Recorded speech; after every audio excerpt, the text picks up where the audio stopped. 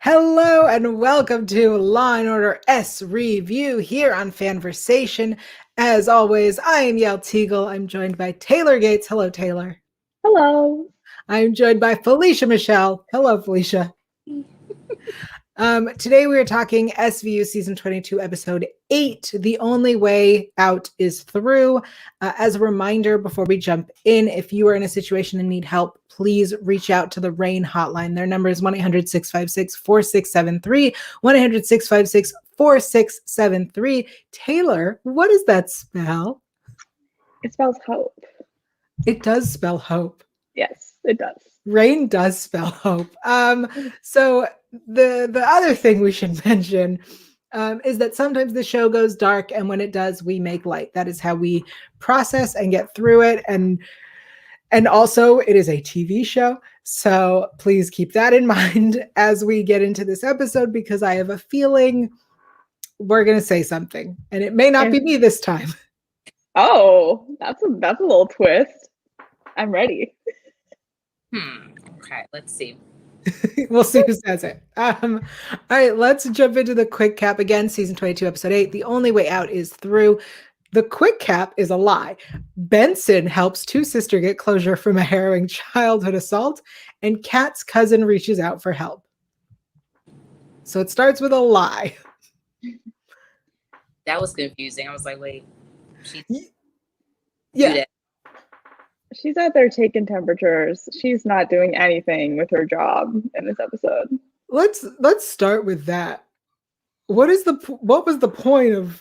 What was the point? I mean, are we to assume that this is the week she was shooting organized crime? That's crossover?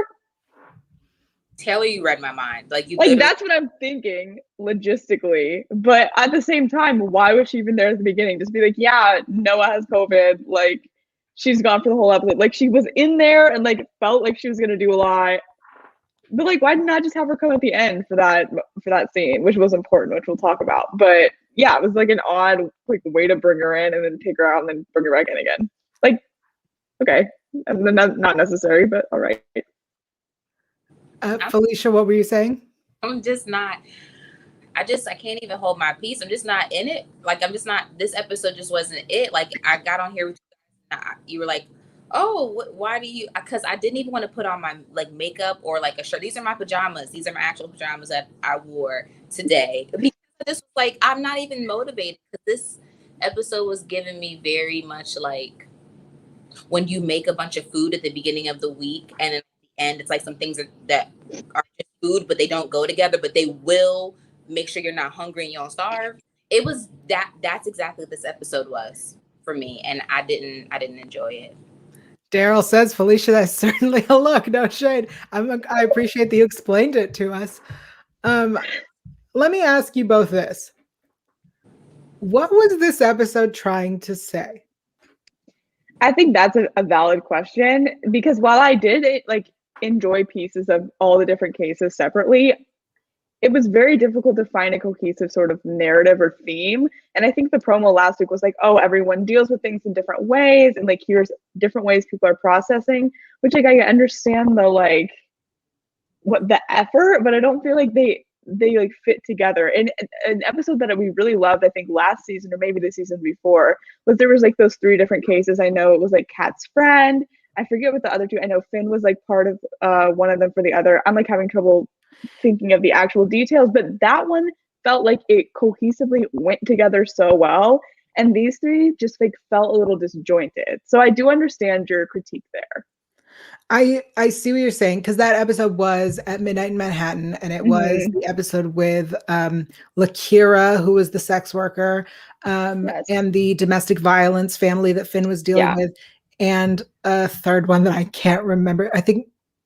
The one where she's at the crab shack, right? Or is that a different one?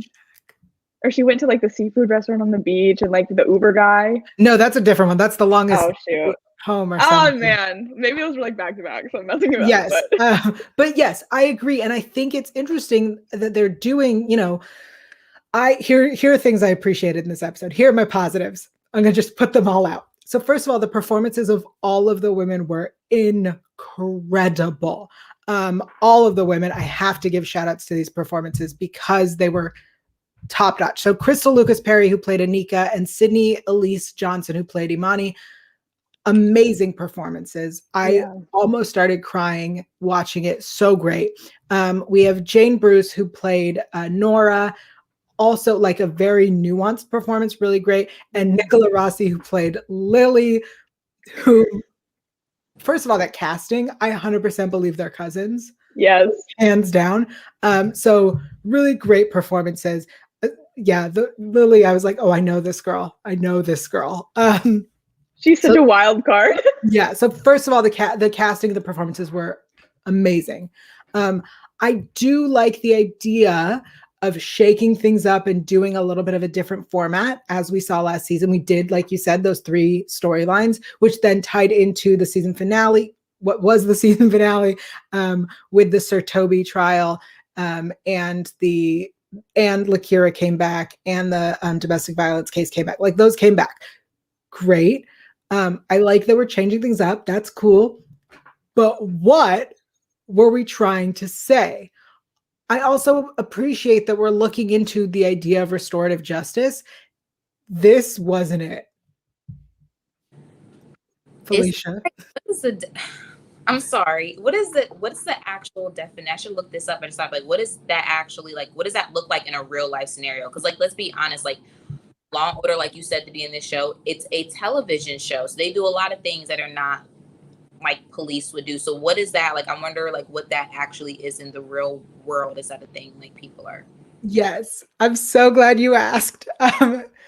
We're mixing up today's show. Let me tell you about restorative justice. So first of all, restorative justice is a thing. It is a thing that has been going on for quite a while. And a lot of shows this season have been bringing it up and dealing with it. If you watch All Rise, they are like really diving into what restorative justice is.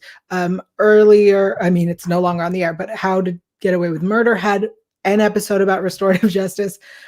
So from the Wikipedia page, restorative justice is an approach to justice in which one of the, reading is hard, everybody. Restorative justice is an approach to justice in which one of the responses to a crime is to organize a meeting between the victim and the offender, sometimes with representatives of the wider community. The goal is for them to share their experiences of what happened, discuss who was harmed by the crime and how, and to create a consensus of what the offender can do to repair the harm of the offense. So the big way to think about it is this. Traditionally, the criminal justice system asks 3 questions. What laws have been broken? Who did it? And what do the offenders deserve? Restorative justice asks 6 questions. Who has been hurt? What are their needs? Whose obligations are these? What are the causes? Who has a stake in the situation? And what is the appropriate process to involve stakeholders in an effort to address causes and put things right? Interesting. So That's very interesting. Yeah, the basic idea of restorative justice is to have the offender and the person that was hurt come to the table and discuss what can be done, share their stories, talk to each other, and decide together, make an agreement. And what Rollins points out is that it takes a while because you meet with a representative, you meet with someone who does this to mediate the conversation, and they bring rules, you know, what you can say, what you can't say, who can ask, you know, what the whole idea is. And the show, which I think is wonderful, they wanted to deal with it and they should have done it, didn't. They were like, we want to do this. Oh, it's going to take time. Nope, we're not going to do it. We're going to do what we want. And if he's already in jail, then doesn't that kind of defeat the purpose a little bit? Well, it was like it was for every other case except for theirs. Oh, that's true. Good point. So I get that, but their performances were amazing. Like that was I love that. Like it hurt to watch. That probably was the one that really got me the most. And I think we've all kept saying over and over again, like, well, what was the theme? And I mean, obviously it's something with victims, but it was just like really hard for me to make a clear, concise theme with this. Like, particular episode, but the individual, I like salmon and I like pizza, but I don't necessarily want to eat salmon and pizza for dinner on the same night. So it's kind of like that. That's a great analogy. That it really is. I also think that like all of these could have been stretched into their own episodes, and I would have like loved them, because I feel like Amani and Anika like were so powerful. I would have loved to see like us diving deeper into that sort of and like Nora and Jimmy, that was a really interesting where he's like kind of conning her into like using her words sort of against her. And then obviously the one that like I feel like definitely would have been a full episode is like the cat and her cousin storyline. Like we've had so many arcs of family members like getting into this kind of stuff. So it's crazy that that was like the shortest piece of this episode. Like I feel like that would have been a major draw. We didn't even publicize that like in the promo, which felt crazy to me. It seems like that's building to something later. Like and really maybe kind of like an ongoing issue, which is like, how do we deal with Kat? Like every single person has had their one time in like as she's come along to like be a part of the show, where they're just like, how am I supposed to deal with her? She really like she does too much. And Carisi was like, he asked Finn like, how do I? It gets mad, make her mad. Like it's just kind of like that's just how it is. So I think maybe something along the lines with in their relationship, because we've seen him be the new guy. He was a detective and now he's ADA. Like I think that maybe somewhere along the line he can identify with her go-getter kind of mentality, because he has a lot of that and had a lot of that. My opinions have changed, but Interesting. He doesn't have that edge he used to have. For me. Wow. I love Sarah's in our chat giving us her thoughts. Sarah says, I got a vibe of a slight forgiveness theme, maybe leading to the infamous return of Stabler and forgiveness, what happened there, or maybe just giving them too much credit. That's a great point. Forgiveness was a big part of it. Mm-hmm. Yeah, sorry, Felicia, what'd you say?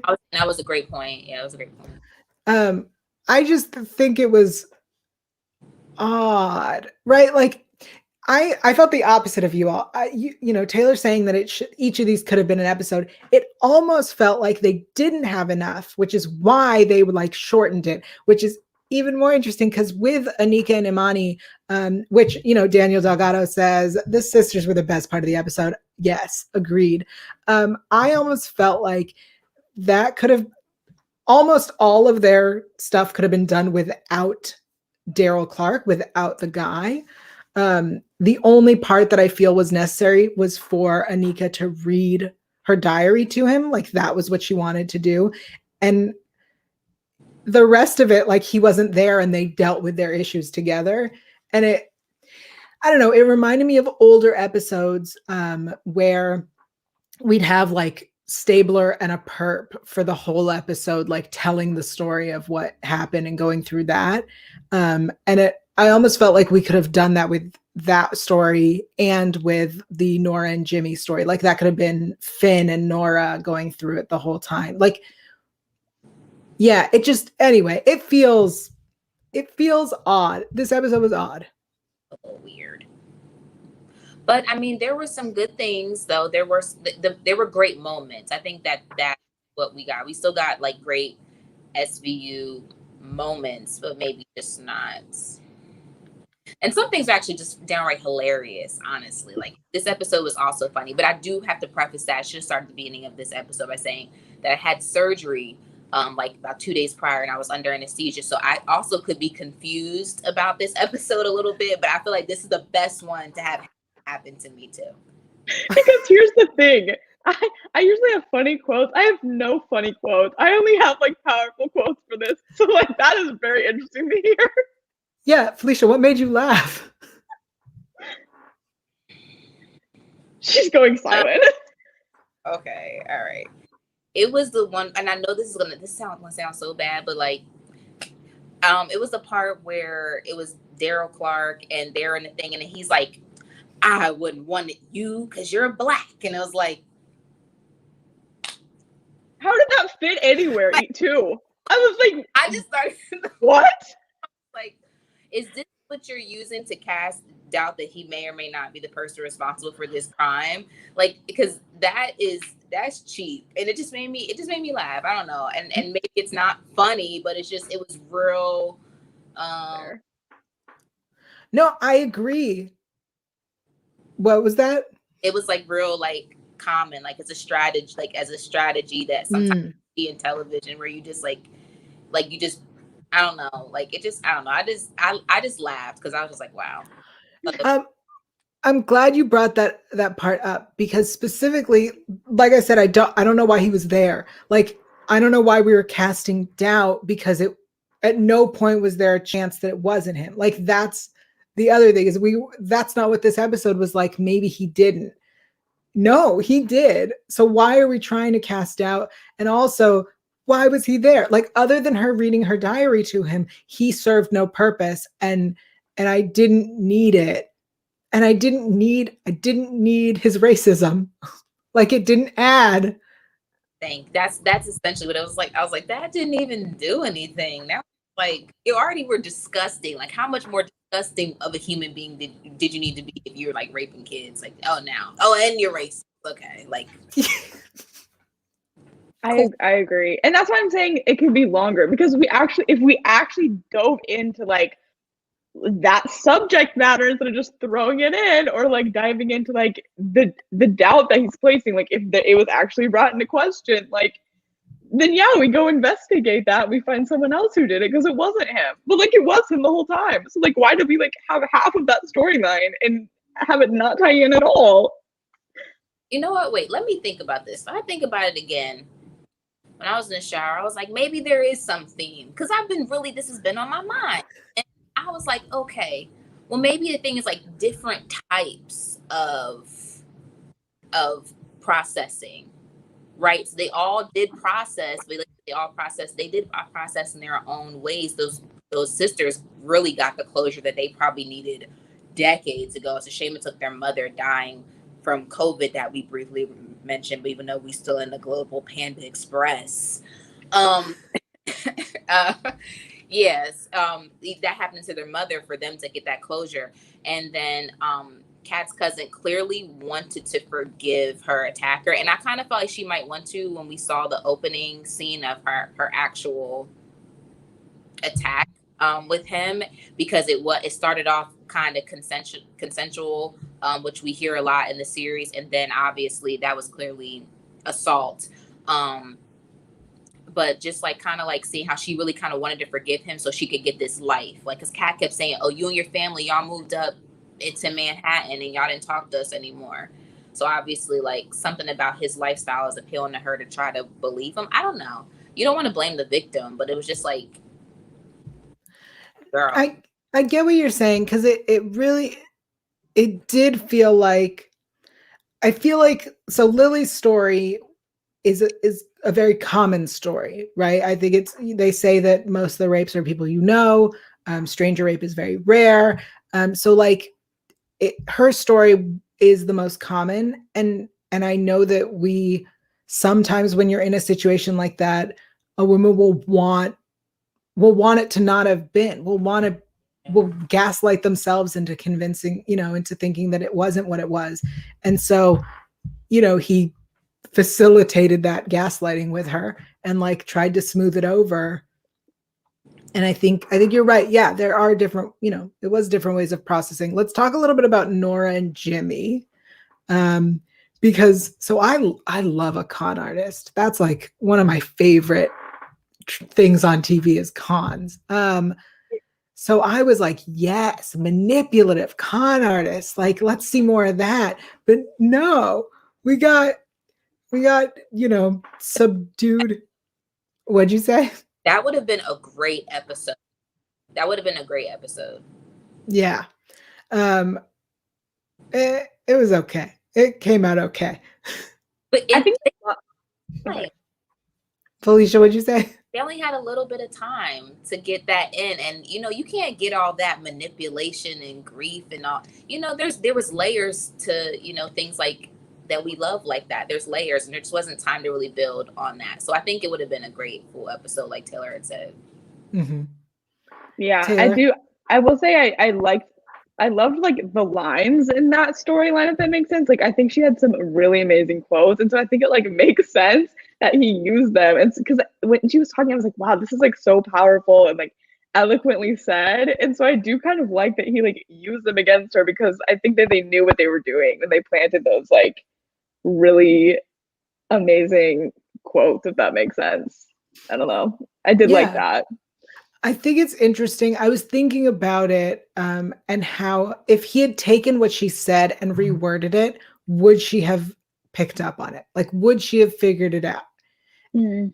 Because if he was a better con artist, he would have done that. He would have reworded what she said. Instead of literally using word for word, he would have tried to change it. It's like he never cheated on a college essay. I don't understand.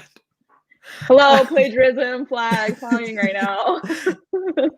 But I do, speaking of college essays, I love that they introduced this idea of him doing a good inmate checklist, like getting a degree and going to church and joining NA, and Finn being like, he's not an addict, but he can go to the meeting, and that looks good. That's crazy. Yeah. I think I think when someone is that deeply hurt and they express some sentiment like the one that she expressed, that only she would know that she felt that way. He would never have known had he not met with her. So if he didn't do word for word, obviously that helped us get it. But I think someone would know, like, when someone is trying to articulate their pain in the way that they've only done. Like, I think it would have like come to her. I want to give her the benefit of the doubt, even though she was petrified of this man. That was horrible. Yeah. Any other thoughts on this episode before we move to our segments? You're just like, we're done. I mean, look, first of all, as you all know, I tend to watch the episode at least twice before we do our after show. And Hulu, my internet was not having it today, so I couldn't rewatch the episode. And I went, well, that's fine. Like, that tells you how much I liked it, because I didn't even. All right, let's talk about the last scene, because that was great. And that was the only part I didn't need to rewatch to remember. So apparently Olivia's getting a women award. Yep. In exactly a month. Yeah. What was that, Felicia? She's a strong woman, so she's getting the word for being a strong woman. And it's in exactly a month, and you never know who's going to show up. I literally shouted, so subtle. So subtle. But this raises so many questions. The only question it raises is, we're taking off all of March? I mean that, but also, so he's been in contact with Finn? No. What else is he alluding to? No. What else is he alluding to? Sorry, Taylor, I think you misunderstood. He turned to the camera and winked. It was to us. That was to us. Right. But like, okay, well, I guess we'll figure it out when it comes. But I was just like, what do you know? And when did you know it? I don't know. We might get some other people. They might do some psycho-boo-boos, like pop out somebody like old and, oh shit, it's them. And then they kind of, I love that. Oh yeah, this thing. Sorry, I like kind of love her. But yeah, but obviously we know what it is. Like, we're not that naive. Like, it's Stabler. It's the reunion that everybody's waiting for. I love on social now, it's all the side-by-side pictures of them, like 1999 to 2021. It's like, geez. It's amazing. Well, Daryl agrees with you, Taylor. He says the Stabler's calling Finn for some reason. I did not take it that way. That's fair. I don't know. I'm just trying to like get in the heads of like the characters, because if you say something like that, I think that was definitely a wink to us and not anything in particular. That said, it wouldn't be out of the question that Finn decided, now that he reconnected with Phoebe that he should reach out to Stabler on her behalf. Oh, I like that theory. I like that theory. Yeah, Sarah says there's a short trailer where he's talking to someone about time passing and making contact. That's true. He is like, how long? It's been too long to say I'm sorry. That's my Stabler impression. It's good. It was really good. Thanks. Nice. Well, let's move on to our best lines. Oh, I don't have a thing for this. Best lines of the episode. Yeah, I'm glad. So I wrote down one, and then I was like, yeah, this is fine. Taylor will have all the funny ones. There weren't funny ones, I didn't think. I thought this episode was just very sad. There was one funny one, actually. There's one funny one. All right, well, I'll start then. Okay. I said, because this one is, I think, one we need to remember all the time, is you can withdraw consent at any time. True. Facts. Felicia, any lines? No, I was on drugs. Right. Valid.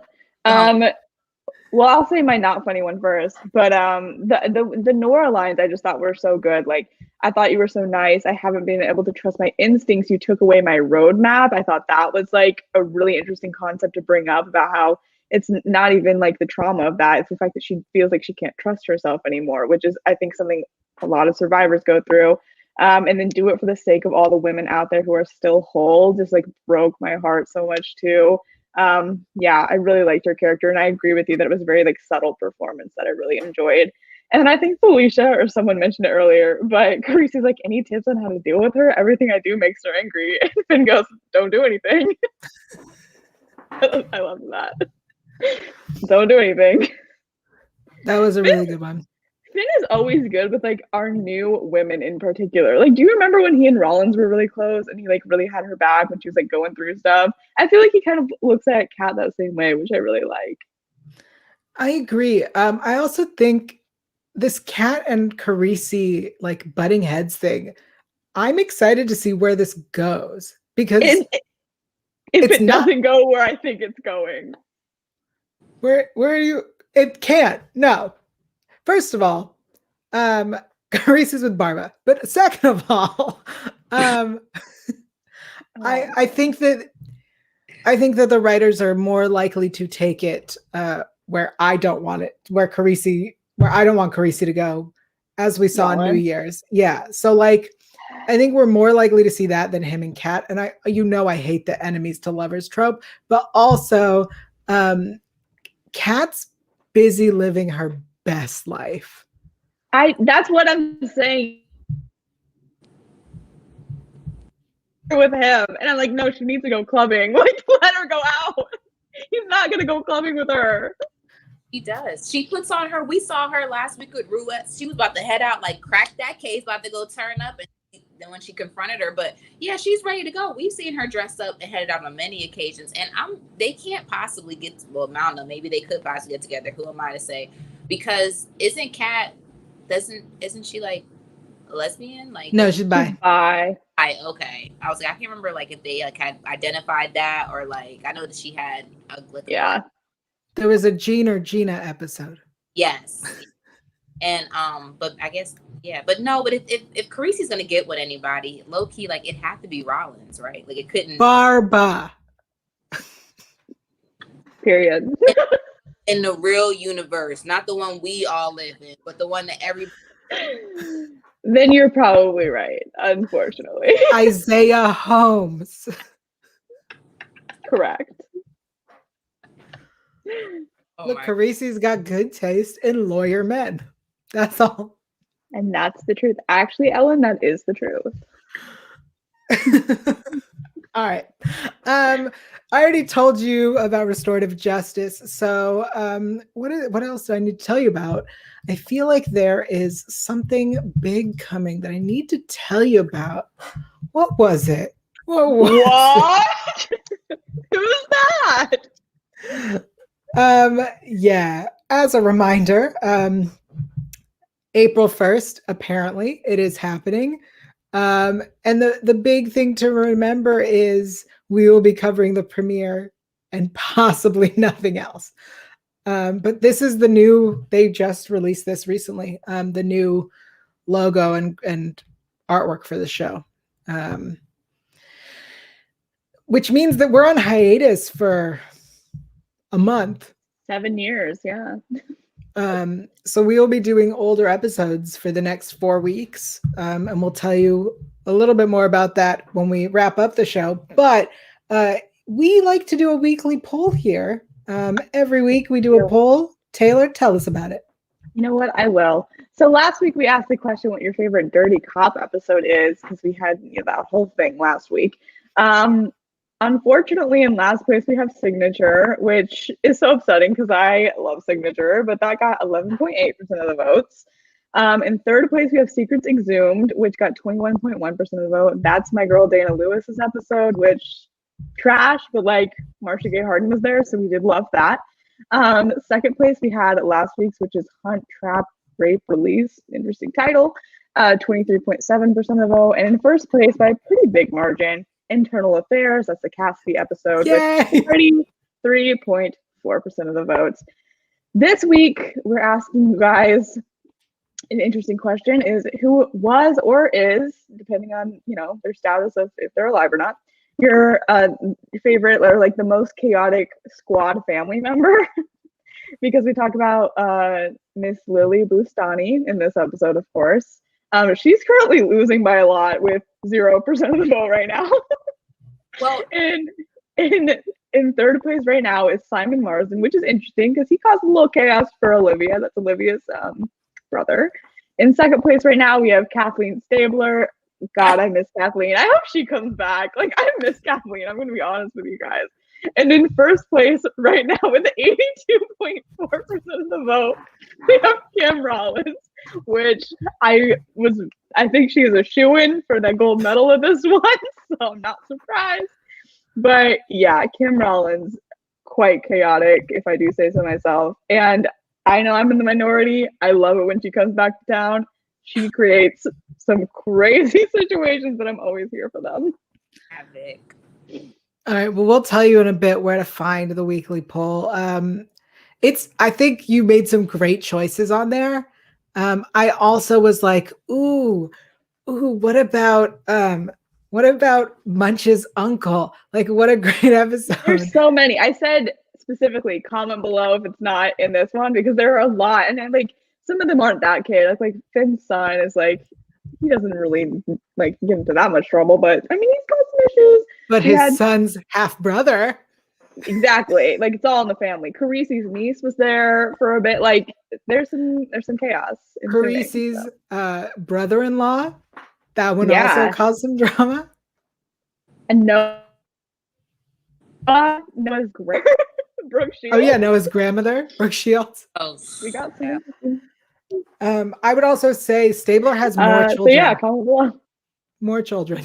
Right, but Kathleen was just like the rebel. Sorry.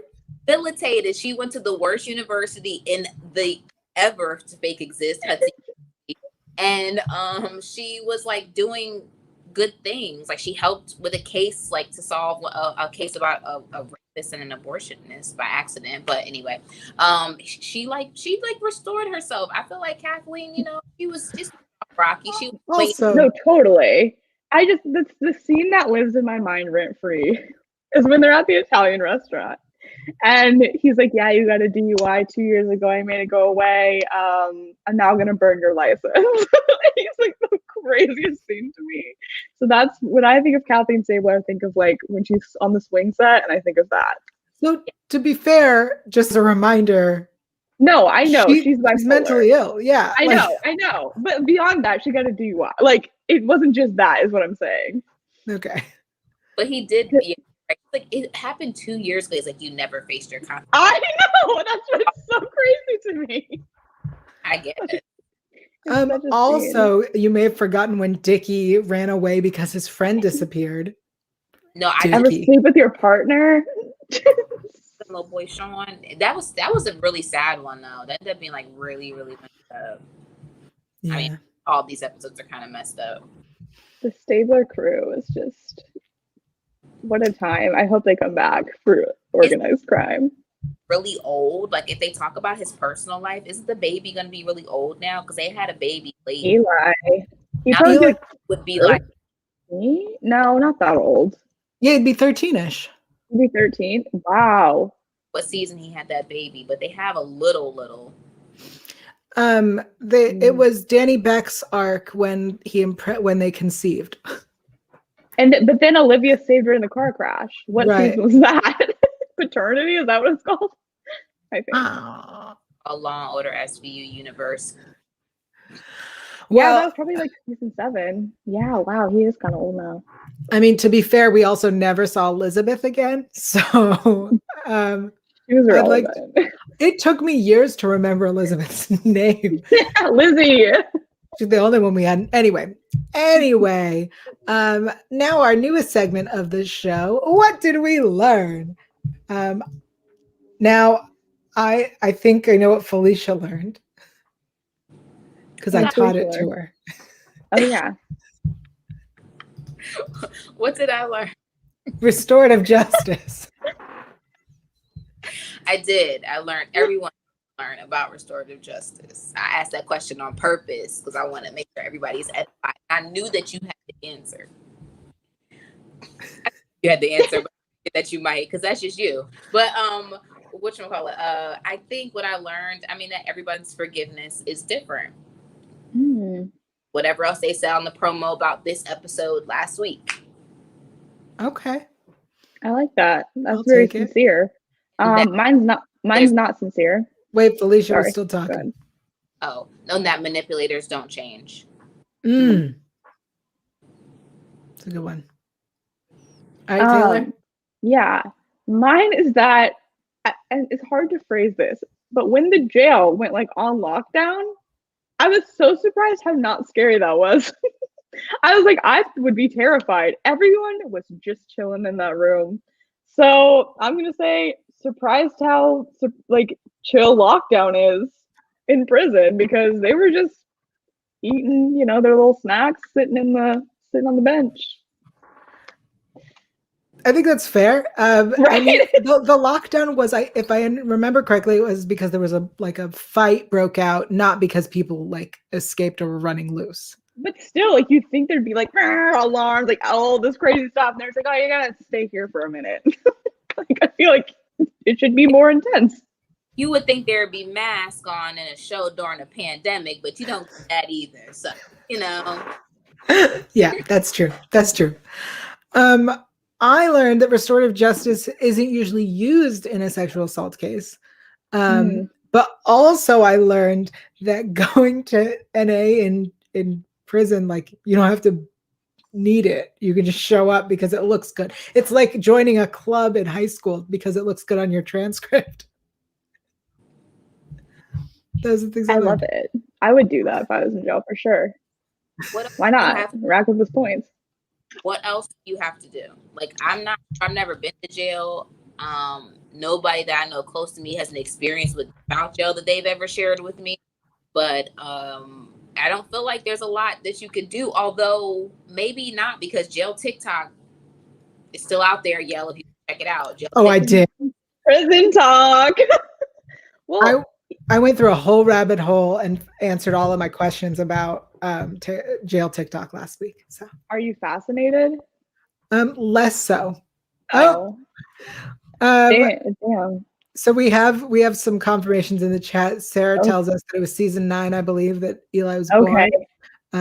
We're in season 22 now, so somebody do that math. Yeah, 13. Right? I said that so confidently, but like, I don't know math, so I probably shouldn't have. And Sarah also learned that Noah is COVID free and hungry.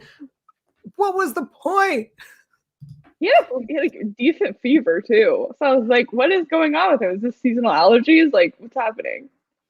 It also is, it's not the guidelines of what you're supposed to do when someone is either has COVID or been exposed to COVID. Like, if I remember this correctly, again, on drugs, they said that someone in his pod got COVID and that he himself had a fever. So if you are around somebody that has coronavirus, unless I'm tripping. Don't you have to like kind of quarantine to yourself and you get a negative test, like you get tested and do all that stuff? Like, how did you just get to pop out as his mom? Like, oh, I ain't in the pod with the kid, even though I breathe in the same air as my child, and we know that germs are not like you can carry germs and not get sick from something. That's a thing. I don't know about coronavirus. There's like 9,000 variants now, so I'm not sure. But that just seemed odd to me. But that could just be me. She probably shouldn't be going to the award ceremony. Let's put it that way. It's in a month. The award ceremony is in a month. She should be clean by then. But who knows? Who knows? I will say, I felt the same way about the pot. So here's how I feel about coronavirus: is no one should be out. So the idea that he has a pod at school because he is at school is a whole, like, I think that was a whole mistake to begin with. And if someone in his pod got it, it tells you that the pod is not safe, that they shouldn't be there. I'm just saying. Anyway, I agree. Also, I think the episode literally could have started with her at home. Yes. A phone call being like, Noah's sick, I'm at home. That's it. We didn't need the whole beginning. No. Anyway. I sure didn't. That's what we learned. All right. So before we tell you where to find the poll, I was like, what am I telling you? I don't know, but I don't I'm either. along for the ride. So in the next 4 weeks, we are going to be doing older episodes. We will be still doing them Sundays, usual time, and be available via podcast version on Mondays. I realized earlier that I shared a photo and did not say what it was to our listeners on the podcast version. It's the graphic for organized crime. Sorry about that. Cool. Yes. Yeah, but I didn't say it. I was like, this. Yeah, that's. And I said, who was that? So that was probably not intuitive. So sorry to our audio listeners. We appreciate you.